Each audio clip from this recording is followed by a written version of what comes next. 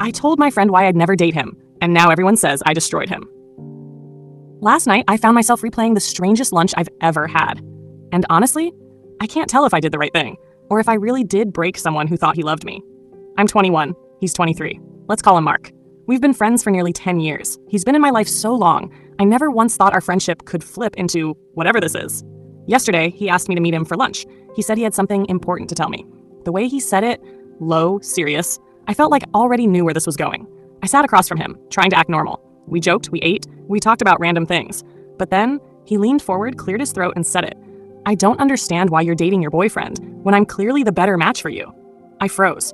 My heart dropped. Did he really just say that? He went on and on, listing reasons why he thought I should be with him. Because he liked me first. Because he's taller. Because he's better looking. Because he knows me better. Because, get this, he's more successful. What he forgot to mention? His entire life is funded by his parents. Meanwhile, my boyfriend actually works, builds his own future, and doesn't coast through life with a credit card handed to him. Still, Mark looked at me like he was making a case in court. Like he expected me to finally wake up, see him as my perfect match, and just say yes. But I didn't.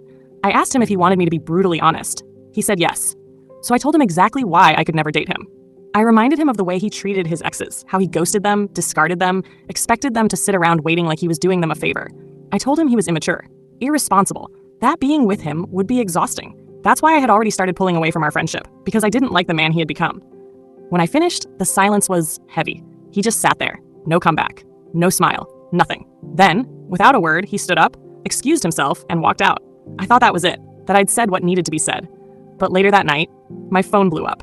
Mutual friends were texting me, asking, "What did you do to Mark? He's drinking, he's spiraling, he won't tell anyone what happened, but he looks broken." And suddenly, I was the villain, the girl who shattered her friend with the truth. But here's the thing. Someone had to say it. Someone had to pull back the curtain and show him who he really is. Was I harsh? Maybe. But should I lie just to protect his ego?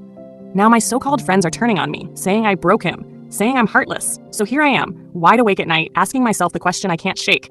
Am I really the villain of this story? Or was I the only one brave enough to tell him the truth?